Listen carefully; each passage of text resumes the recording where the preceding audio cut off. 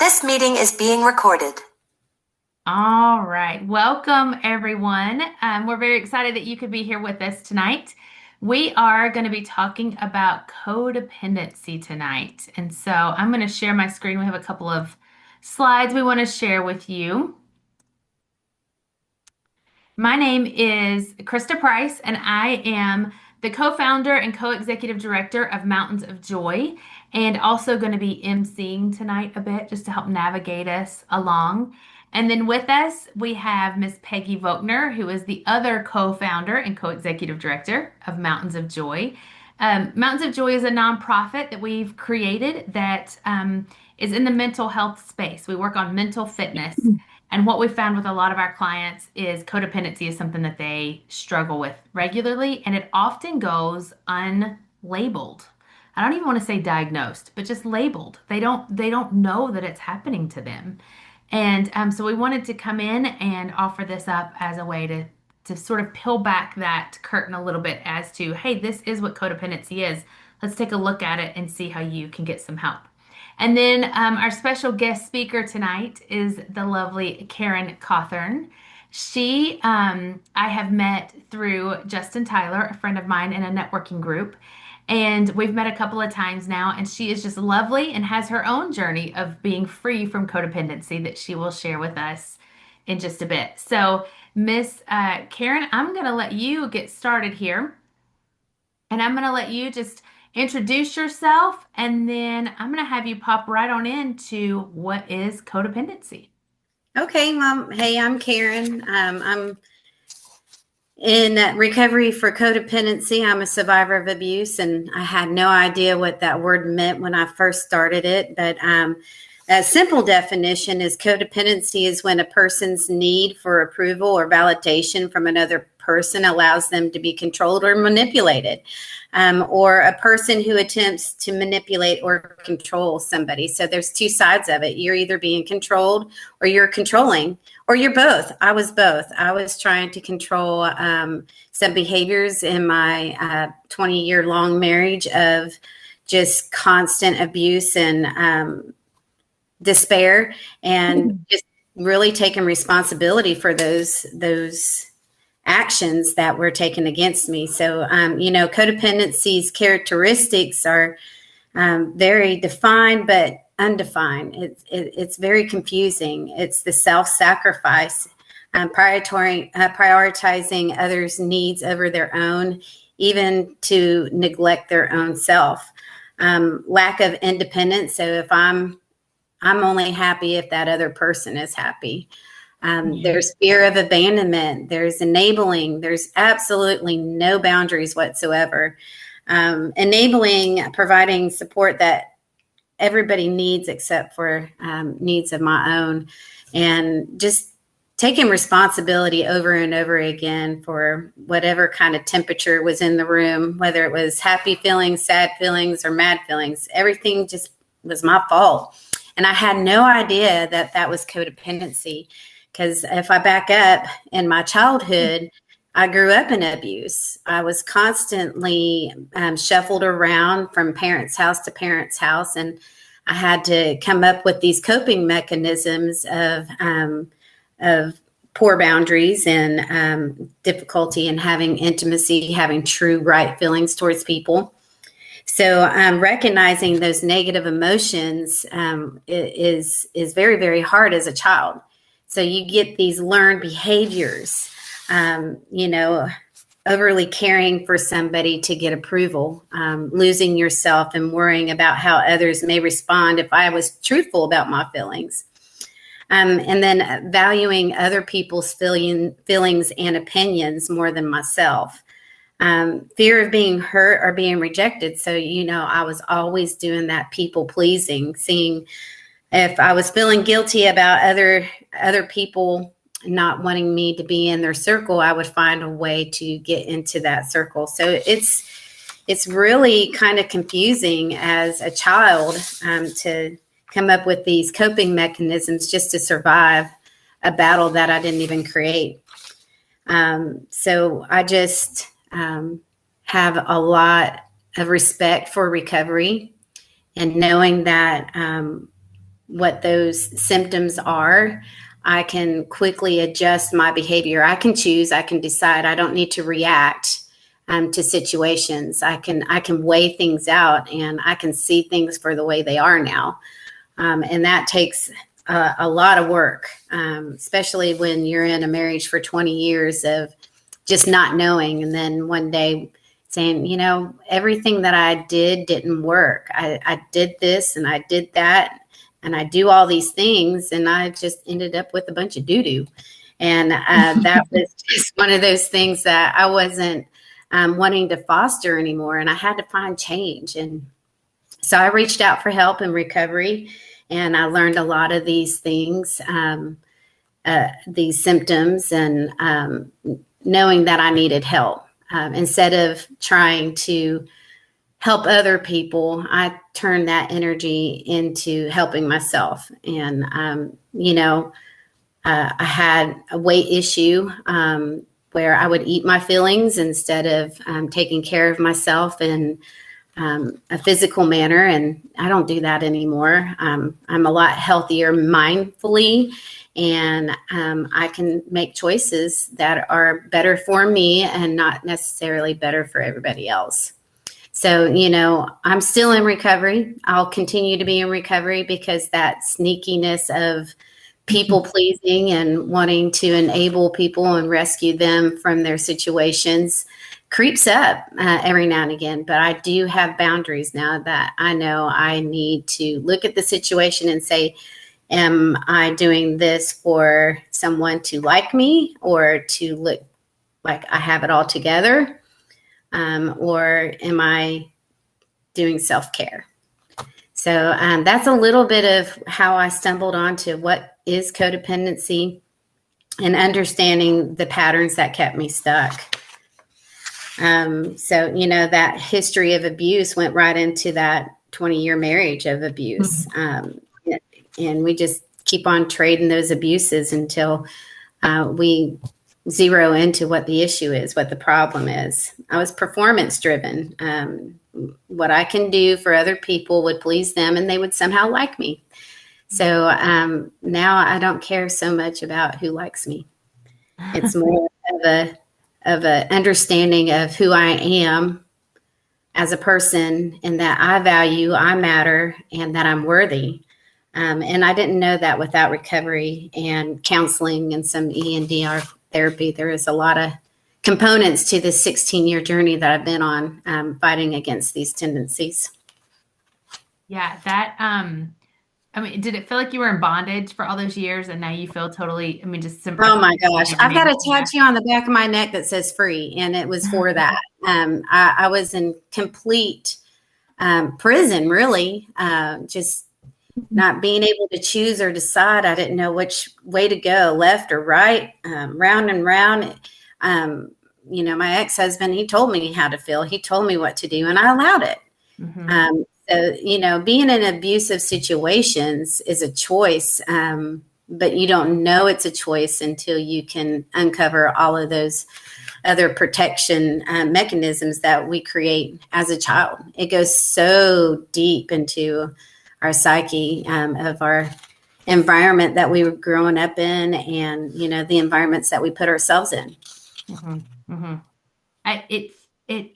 I think part of the unraveling with codependency and why it is so sneaky and so hard to label is it feels just so routine and real. And if I take this away, something bad's going to happen to the people that I'm caring for. Or if I take this away, something bad's going to happen to me even. And when in reality, I had a client recently who is taking care of her adult children. It's like they're on her payroll, essentially. And and I said, honey, if heaven forbid, but if you were in a car wreck today, would your children die tomorrow? And she said, well, no. And I was like, they can survive without you. It might not be as comfortable, but I promise it's a false reward too. You think that you're achieving something, but you're enabling behaviors that are hurting them. Yeah. And if they can't stand on their own 2 feet, you didn't do your job. Yeah. Yeah. Thank you for sharing your story and all that information with us. I like that you dove into some of these symptoms because, again, it can sneak up and we don't even know that it's there or what it is. So, this is when we want to open it up. We put a couple of different thoughts up on the screen here that those that struggle with codependency might have from time to time. You might think, I must please other people regardless of the cost to my person or values. I have little or no value. I must give myself away. If I claim any rights for myself, well, then I'm selfish. You have this others first mentality, a martyr mentality, pleaser, or they need me. So I want to open it up now to any of you. If you have some sort of scenario that you want to run by us, or your own story of codependency you would like to share, or just a question about is this codependency? What is this I'm struggling with? Then take a minute now to please share with us.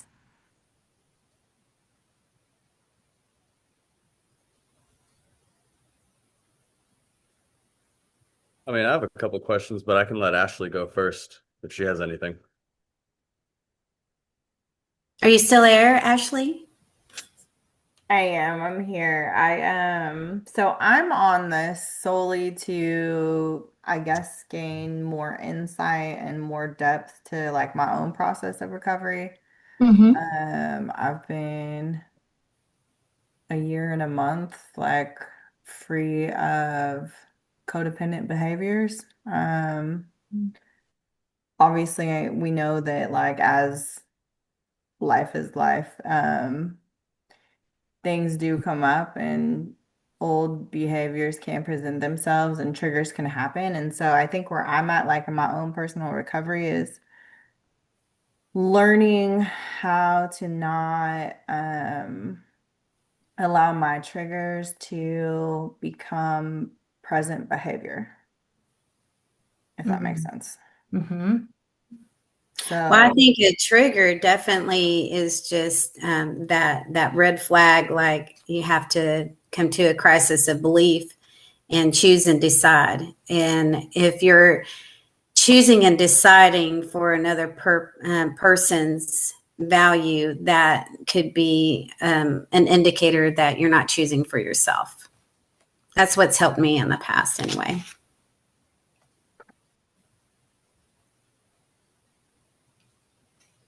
Peggy, you want to Ashley? elaborate on that? Yeah, Ashley, the trigger thing, man, that's been huge for me because it's like a rocket's been launched when I would get triggered, and it is like a split second before reacting and responding. And I just want to give you hope. I mean, you're in a process, and just give yourself a big celebration tonight that you're here and you're doing the work and you're recognizing the trigger. That's a hope. Being aware, and then the attention to it, and then the action will come. There's a process. You're recognizing it, and so that's you need to really celebrate. And so you're recognizing that, and I just want to brag on you a little bit. That's huge. And so, but I do want to give you hope that for every 10 times that you don't react, you're probably going to focus on the one that you do, or the five that you do, because usually our mind goes to that time wherever, and we're really hard on ourselves. And so, and I'm going to talk a little bit about empathy for yourself, but we'll get into that. But those triggers, they're alarms. They're just alarms that go off. So, yeah. Thanks for sharing that, Ashley. That trigger, that's a big thing. That and huge. to know that know your triggers, that's huge. Yeah, that is huge. Yeah, it's big. All right, Mr. Lucas, did you have something to share? Yeah, absolutely. So when Justin informed me that this meeting was happening, my girlfriend's therapist got me reading Pia Melody's Coping with or Facing Codependency, which kind of touched a lot on what Karen spoke of earlier. I'm about halfway through the book, and I had no intention of coming to this meeting before Justin had mentioned it, and the situational, um, I guess, convenience of this made it hard to ignore. Okay. My issue with the concept of codependency, as I'm reading with Pia Melody and as Karen pointed out, is that with the others first, martyr, pleaser, and they need me mentality, with me personally, I've been conditioned through no fault of my own in order to have to adhere to these things in order to not necessarily survive, but amalgamate into society as is currently. Putting others first, I was arrested for a domestic assault. So I always have to think, is this other person upset? Is this other person going to get angry at me? Is this other person going to jeopardize my future? So I have to put their thoughts first before my own in order to avoid reincarceration. If that makes me a martyr, so be it, but it's through self-preservation. With the people pleaser, I'm a very outspoken person, and now with the heightened levels of sensitivity with most people that I have to work with, I'm constantly having to ask myself, is this person okay? Even though I don't really care if they're okay. It's for my job and for my professional benefit to ensure that they're okay. So now I'm more or less being professionally strong-armed into being a people pleaser at no fault of my own. And they need me. I just re-entered my kids' lives who are now 14 and 16, who I've been estranged from almost their entire lives. So Wow. Karen's point, not knowing if they can survive without me, they can't. They know the house, the school, and the road in between. They know nothing. They literally know nothing. So I'm now re-entering into their lives to form them into members of society, and they have to have me. So I don't get the luxury of thinking, what do I need? I've never had that luxury of thinking, what do I need? Because having kids at 15 voids you of that luxury. It voids you of that entitlement to your self-care. So I have the belief that self-care oftentimes contradicts the need to not only survive in society, but properly rear your kids, position yourself professionally in a way that's advantageous, and oftentimes just kind of blend into the background so you don't draw unnecessary attention to yourself. And it's conflicting because I can see the issues in most of these things when it's put into a like a romantic context or a platonic context or a professional context, but when put all together, it's hard to not recognize every single one of these aspects that have been presented to me in a way that you don't have a choice. You either do this or suffer the consequences, whether that's incarceration or homelessness or the loss of having access to my children or, anything like that. So I'm curious to see in a situation like this, when the individual recognizes these things, but doesn't necessarily agree that they have to do them, but feels forced to, how would they start to navigate away from what is classified through this as codependency? Yeah, well, it was definitely, codependency is being controlled or being controlling. There's two sides of that. There's an aspect of where I was controlled by my family members and my ex-husband. And then I swung the pendulum to the other side to where I was controlling, trying to rescue and fix things with my kids and shelter them and keep them safe. So there's that battle that lies between and codependency, and it's both. It's not and or, it's both, really. Wow. You have just asked a lot of questions in one. I guess like the elevator pitch would be, what advice would you give to somebody who is a victim of circumstance, finding themselves having to deal with these things in very reasonable manners, in their day-to-day life? Yeah. 'Cause I don't think it's necessarily egregious to adopt some of these things, but to live by them forcibly is. Yes. And And that's that, currently what I'm feeling like I have to do. yeah. How long have you been out? In terms of what? How long have you been out of jail? Or when were you arrested? Or I have never been in jail long enough to change my clothes. okay, great. Thankfully. I'm happy for that. Thankfully. Good. Yeah. Okay, so that's good. Okay, so some of the anger that might have built up to that was feeling like you didn't have a choice. It might have, so dealing with that, you do have some choices.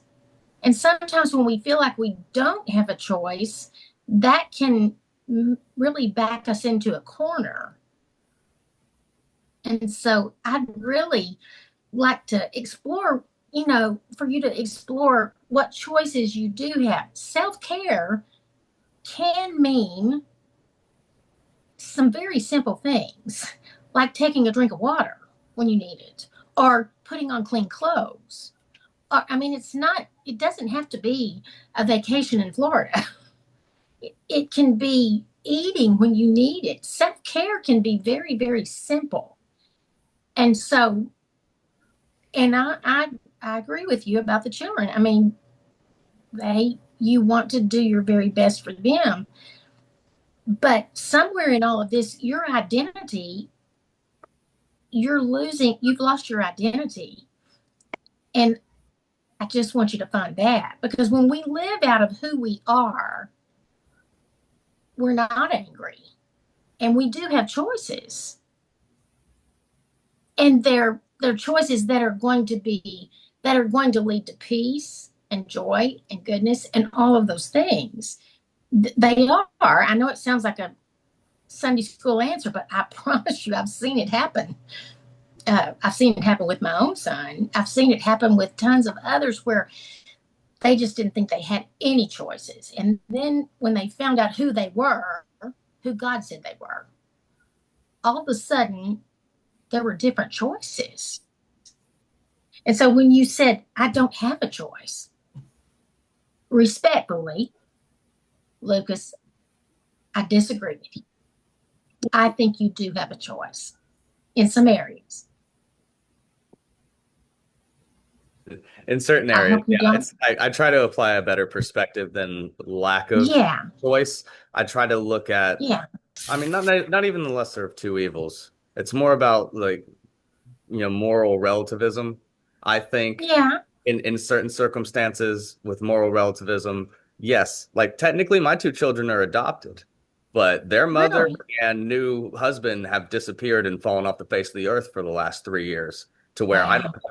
I don't feel like there is a choice whether or not I can ignore that anymore. Like I can choose to, obviously, but Mm-hmm. with moral relativism, like morally speaking, I wouldn't be able to, in good conscience, know that Yeah. the two people I entrusted my children's safety with has disappeared. Wow. I And gotcha. now to re-enter that circumstance into their life at such a late age, it minimizes what are obvious choices, but Yes. from like a point of like personal respect, it's Yeah. hard to, say, yeah, they're not my problem when I know better. Well, and I'm not saying I would never want to say what you need to do or don't need to do, Hmm. because I don't know you. And I'm not going to look in the same mirror. And so I can't answer that. But I really believe I've lived a lot of life, and the more my identity, my true identity, who God designed me to be, there's much peace. And you've already told me enough about you that your true identity is a man that wants to take responsibility, that can't walk away and look away. Mm-hmm. You're already telling me a lot about who you are. Mm-hmm. So Lucas, there's a lot to be answered there. We have on the screen pleaser, but here's what I want to encourage you with. Pleasers, people that are pleasers, inherently pleasers, their core of who they are, the good part of them, they are empathetic, loving, and giving. Always, always, always. The difference is the motive. Yes, And there you so go. I think for you, it sounds like maybe not in all circumstances, certainly in your work environment, it sounds like you're a little forced into some Yeah. codependency you don't want. But with your children, that sounds like a desire for you. This is another chance for me to show up for them. This is a chance to reconcile this relationship with them. That's not codependency, that's love, that's Mhm. nurturing, that is responsibility. I think within the context of motive, it takes on a different meaning because I'm a work as a professional chef because I like to feed people more than I like to eat. That So is great. the concept of pleasing people is innate within me, but then knowing There that you go. the motive therein lies, like whether or not it's codependent or not. That's Yes. that's the key. Hmm. What is driving? If you're driving because you have to do it, it's different than if you want to do it. You just can't breathe if you don't get to do it. Hmm. Yeah. I mean, I've been telling my father that about his alcoholism. It doesn't matter who you quit for if you don't quit for yourself. You have to do it for the, you have to do it for yourself. And that I just am so glad you got on here. I know, I really I am. know. I am so excited to meet you. So I wanted to How ask. old are you? Oh, go ahead. Sorry, Peggy. Lucas, how old are you? I'm 32. How old? 32. 32. Oh, her internet might be freezing. 30. Bless her. I got it. Mm. Well, Lucas, I think you're at a crossroad. You're reinventing who you believe yourself to be, your authentic self. Mm. And like Peggy was saying, the deep desire is for good. And if you follow the good is going to win out. I No believe matter Yeah. no matter how that manifests in your life, you just taking the right next step and doing the right next thing will lead you to that place. Mm. I'm very proud of you. Well, thank you, Karen. I mean that for the bottom of my heart. You've grown up. Man. Aw. It took living in California for 10 years to Wow. learn how to be an adult. Mm. No, because there's a Well, lot of people out here with personalities who are contradictory to what we were accustomed to in the South. That's yeah. the most polite way to put it. Yeah, that was very polite. Yeah. I was gonna say the fact you got to grow Yeah. up in California, that says a lot about you. Yeah. I mean, I moved out here in 2016 to help my father with medical issues, and he ended up stealing my car and leaving me stranded here. So I figured Oh, I'd make lemonade. Mm. Yeah, and then I ended up getting a scholarship to Lucas. UCLA. I've got a great job. Things worked out well because I stuck it out.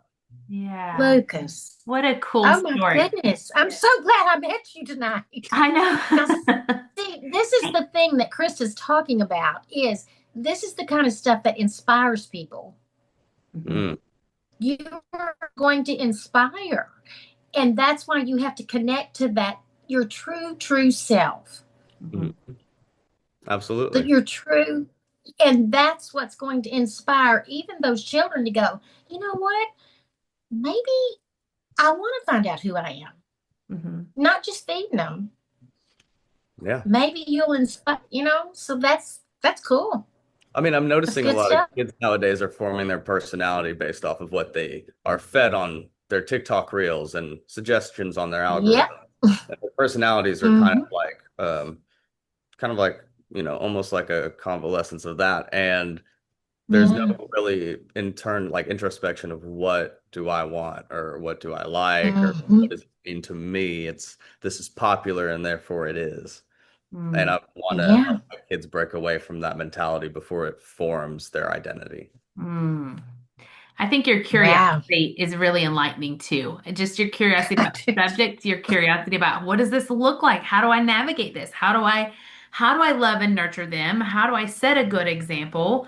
How do I perform well at work so that I can keep earning a paycheck so that I can provide for them, right? It's all tied together. And so I think Yeah. your curiosity and that will serve you well. I did have a question. You said it's your girlfriend's therapist that gave you the book? Mm-hmm. Yeah, she had Carrie read the book because she felt like she was experiencing some of these things going through her divorce.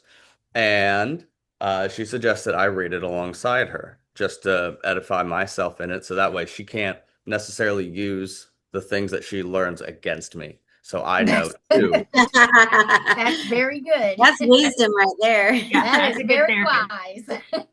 wise. Yeah, I'm about Okay. halfway through it right now, and there's a lot of things in there that I do appreciate, like not being able to establish boundaries, bouncing between not having walls and having too many, and the toxic elements of those.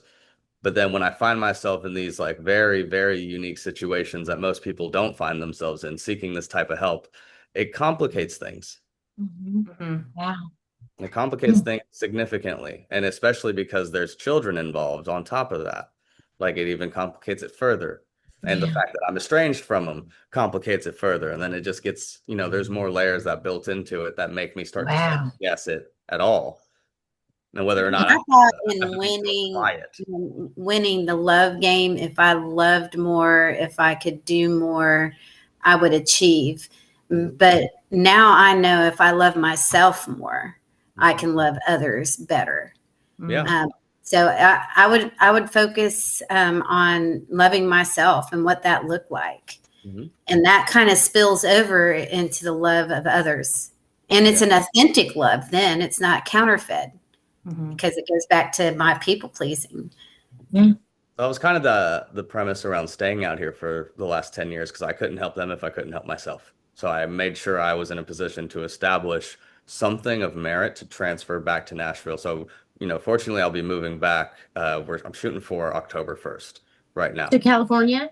No, to Nashville. I'm in Oh, LA. okay. Come home. Yeah, very nice. Yes. Yeah, so Okay. Justin's helping me look for housing right now. And now that I have the means to transfer my wealth back to Nashville, I think I'm in a better position to help them more So so. where are you now? Yeah. I'm in Los Angeles. Well, I'll be. Yeah, Well, I'm in Los Angeles right now. that's So, amazing. Lucas, I want to, when this is over, I'm going to connect you and Peggy because, because it sounds like you need a bit of a sounding board too for yourself. Okay, this book is opening up these things, but I don't know what to do with it. Pretty much. Yeah. Yeah. Yeah, I mean, I've started undergoing therapy now that I have health insurance through my employer, but I feel obligated to use that to ask them, how do I raise two teenage kids? Spend an hour You're talking not, about how do I raise these kids? I Man. sure don't know. yeah. Justin. I mean, Lucas, I have another Justin that I talk to sometimes. I would love to talk to you. Yeah, absolutely. And this thing that Chris and I do, this sabotaging thing, but I'm like, Karen, what, you don't ever get over codependency. You just learn different things about it. But with you moving to Nashville, I really would like to talk to you. I would love nothing more. I really would. You have opened up a lot of things to us. And what you were looking down when we started, and now you're looking up a little bit, and I like that. I do Eyes too. are the window to the soul. I do too. Man. Oh, thanks for sharing, Lucas. Really, honestly, that means a lot that you would share that. And I hope you got at least a little bit of hope and direction. No, absolutely. Like the concept of motive, I believe, is very important. Being able to apply this circumstantially and not have it as like a blanketed general concept. Yes. I learned, I think there's quite a bit I can pull from this and like further conversations with you guys. 'Cause I don't Absolutely. Yeah. I'm breaking this cycle. It's breaking the cycle of codependency requires that self-awareness, that self-compassion, and the willingness to change. You got all of those. Yeah, you do. This does usually involve seeking help outside of what you think is help. Yeah. Setting those healthy boundaries and focusing on the personal needs and self-care, just like Peggy was talking about. And those are the true, authentic rewards. And when you do those things, like I said, it spills over. It does. It will spill over. No. Yep, it does. Well, I think that is a further conversation, definitely. Yeah. Well, I think that's a great segue into what Peggy is going to be sharing about now. Man. She's going to discuss some remedies of codependency and some paths to healing. So, Peggy, why don't you share a little of your journey and some steps that you took and where you are now? Well, I'm just a little about to sit here and cry, but because I just love him. But this picture, can they see this picture? Yes, they should be able to. It's like, this is what I felt like. And of course, I did not go to get help myself. I went to get certified in some different counseling to help other people, which is just hilarious because that's what codependent people do. And then all of a sudden, you find out in the monthly meeting that you have to have with the intern. I was an intern, so the one that was supervising me was the counselor that was telling me some of the things I might need or mean to look at. And that's when I found out how codependent I was, that I probably could not breathe if all of my people at night were not okay. And they never were. And so I wasn't getting a lot of sleep. And so that's where I was. And so, yeah, it was very interesting about 25 years ago. And since then, I'm pretty much like Karen. I cannot read or learn enough on codependency because I just, it is a journey. It is always a journey. I have a $50 rim right here. I don't know. It may not even be able to see it. The rim, $50, is what between compassion and codependency. And you two probably don't even know what a $50 looks like. You're too young. But if you can find a quarter, you can see that the space of the rim of that coin is compassion and codependency. So it just takes me that far to jump from one place to the other. So I pretty much had whiplash. And I still can sometimes. So the only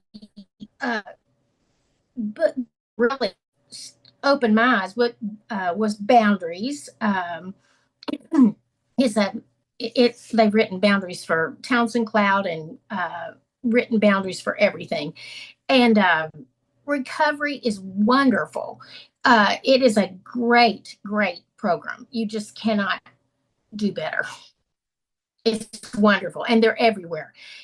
There's all kinds of treatments, EMDR. I mean, Karen mentioned that. There's tons of different ones. The one recently that helped me to zero in, I could not seem to turn the page on something for myself. And that was when I could not figure out how I was sabotaging myself. And we were snowed in here for a couple of weeks and I got very, very bored. And I started looking at a program that I was doing called Positive Intelligence. And I thought, what the heck? So I started doing it and one of the things it was explaining was what sabotages us. So I thought, well, I still have something I'm looking at. I don't know what it is. So I took the assessment, and the assessment came up that in my area was hypervigilant and some different things like that. Now, the things, you'll have 9 different areas, but codependency, normally, as we've already said, you'll come up with pleaser, controller, hyperachiever. And the reason those come up is because, and those are their strengths that are overused and they sabotage us. Like Krista just said, a pleaser is a desire. It depends on the want, the motivation. If you have to do something to be okay or to meet a need, then it's a sabotage. If you want to do it, it is what God designed you to do. It's your identity. It's who you are. You just want to do it. And so the want to is the difference. But pleaser, if you're doing it to be accepted, to avoid conflict, or to just, you have to meet everyone's need in excess. Controller, Karen mentioned that, and I think it's so good, tries to manage others for their own good, and it's rooted a lot of time in anxiety. You're always watching the room. You're always trying to anticipate what the room is. You're, like she said, you're reading the temperature all the time. I can remember when I was in the second grade, I always knew how to read the room. I always knew if there was going to be a meltdown. I always knew if there's going to be a blow up. I always knew that. I thought that was normal.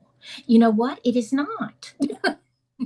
It is not. And so I did not figure out a lot of this stuff very early. And that's anxiety. Purely the root of anxiety. So obviously I needed to control a lot of things. And so my controller would sabotage me. Now, a hyperachiever, I really didn't have that one because I can let that go pretty good. But a hyperachiever, if you have hyperachiever, you have to find worth. You must achieve something. Maybe more than 10 things. You have to achieve something every day, and it won't be enough. No matter what you do, it will never be enough. If you make $1 million, you'll need 2 million. If you make if you do 10 things, you'll need 20 things. It will never, ever be enough because your value counts on that. So when we get to a place to where our value does not count on what we do, it's not, you take the hyper off of it. Achieving is good. Achieving is better. It's great. It's what makes us get up in the morning. But hyperachieving is the sabotage. So in this program, you want to leave the hyper off and keep the achiever. And so it was so interesting to me to see the connection in doing that. This particular program, Krista and I, either one will do a free assessment for either anyone so you can find out what your saboteurs are, because just finding that out is a huge, that's where you find your copers, because by the time we're 5, we know how to cope. We come up with our own cope. And then along about 30, 40, it just burns out. It doesn't work. It just will not work.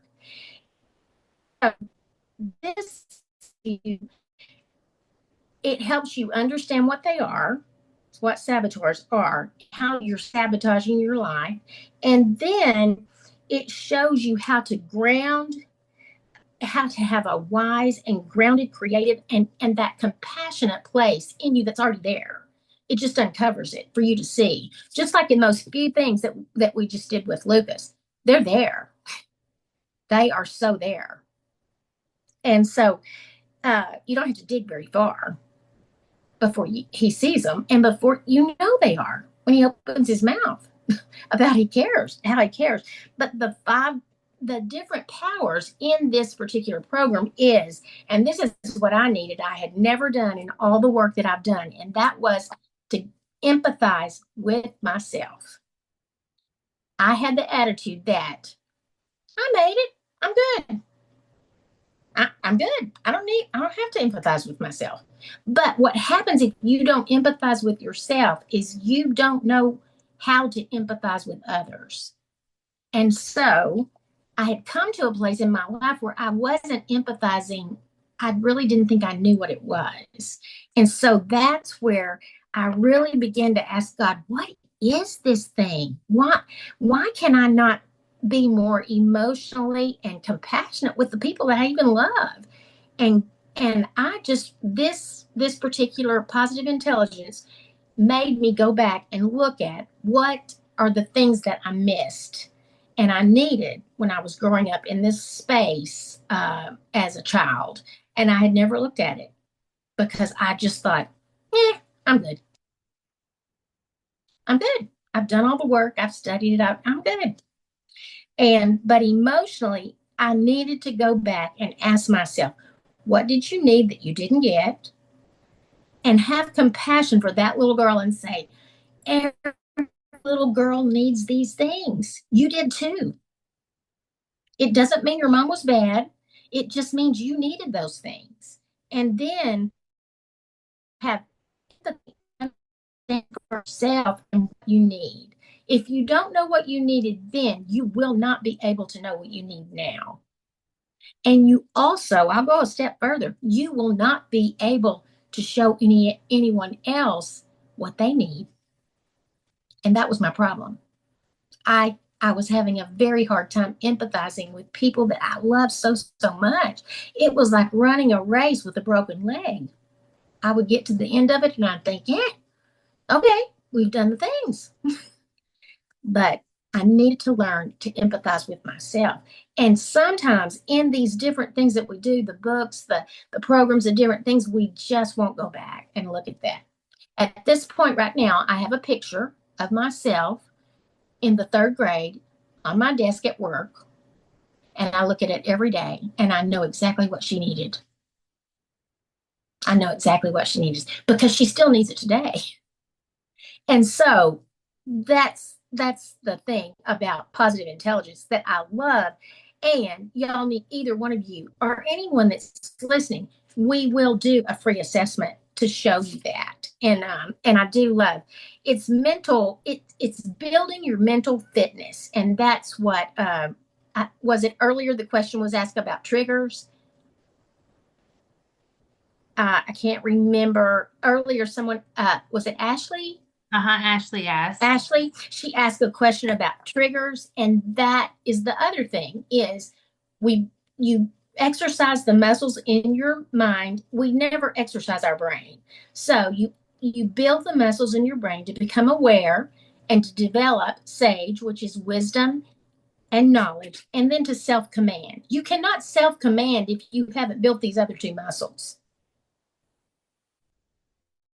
I've done a lot of that this week. We always have to be building those muscles. And so, Ashley, that it would be to be aware and to build that muscle and those 3 muscles. And then when you're triggered, you will know, where am I at right here? What do I need to do here? And so the core, those different things will help anyone immensely. So whether it's Karen or myself or Krista, there's help for anyone that wants help. I've never found a lack of help for codependency. There's tons everywhere. So. Oh, thanks, Peggy. Yes, and on that note, I put this slide in here so that everybody, if you need to screenshot this, feel free to. That is all 3 of our contact information, phone numbers, and emails. And then also, of course, our website down there if you wanted to check that out a little bit more too. But the main thing is Karen does Celebrate Recovery, which Peggy talked about a little bit too. And there are those programs all over the country. And so she would be a great resource to go to and ask for about that. Peggy and I do the Positive Intelligence program. It's a 6-week course, and it is super powerful at just unlocking these things that keep tripping us up, making things make sense, giving you a power of that self-command of like, oh, I can control my thoughts and my emotions. I can be in charge of these aspects of myself. And then that empathy, man, that empathy, oh, it is, I had never gone through something. I didn't think it was possible for me to develop empathy for other people. I didn't even have the thought of a possibility of developing empathy for myself. And so it can be pretty powerful there. So anyway, screenshot that if you want to. And those resources, Celebrate Recovery and then Mountains of Joy, our program with Positive Intelligence, those are the 2 main resources that we would give to you. And Peggy's right, we do offer the free Saboteur Discovery session and the free Saboteur assessment. And so that might give you a little insight too into what it is that's tripping you up and what that looks like. And Lucas, for you, I wouldn't be surprised if pleaser wasn't one of your top saboteurs. And it's that you're empathetic, loving, and giving at your core of who you really are. But when those strengths are overused and abused or manipulated by your employer, right, that's when it leads to resentment. That's when it goes into this space of you're taking care of other people without taking care of yourself first. You don't put on your own oxygen mask before taking care of them. Whereas with your kids, it sounds like you're putting your oxygen mask on first, or trying to, learning to, and then get to take care of them. That's the healthy giving pleaser model, not the other way around. While we close tonight, there's a poem that I want to read to everyone, and it's called Letting Go. And while you're in this space of learning about codependency, and even if it's possible, you may not even believe it's possible to not be codependent. So while you're in this space of learning what that is, I want you to listen to this poem. And I don't want you to think, when I read one of these lines, I don't want you to think, oh, I can't do that, or oh, that's not possible. I just want you to hear hope. Hope, hope, hope. Oh, I hope that that's possible one day. I hope that I can get there. So here it is, letting go. To let go doesn't mean to stop caring. It means I can't do it for someone else. To let go is not to cut myself off. It's realization that I can't control another. To let go is not to enable, but to allow learning from natural consequences. To let go is to admit powerlessness, which means the outcome is not in my hands. To let go is not to try to change or blame another. I can only change myself. To let go is not to care for, but to care about. To let go is not to fix, but to be supportive. To let go is not to judge, but to allow another to be a human being. To let go is not to be in the middle arranging all the outcomes, but to allow others to affect their own outcomes. To let go is not to be protective. It is to permit another to face reality. To let go is not deny, but to accept. To let go is not to nag, scold, or argue, but to search out my shortcomings and to correct them. To let go is not to adjust everything to my desires, but to take each day as it comes. To let go is not to criticize and regulate anyone, but to try to become what dream I can be. To let go is not to regret the past, but to grow and live for the future. I want to read that one again. To let go is not to regret the past, but to grow and live for future. To let go is to fear less and love more. We thank you for being with us tonight. Thank you so much for sharing. That really was invaluable. And we hope we provided a little bit of value back in what we could in about an hour's time. And we really are. I'll go back to this slide if you want to screenshot it again.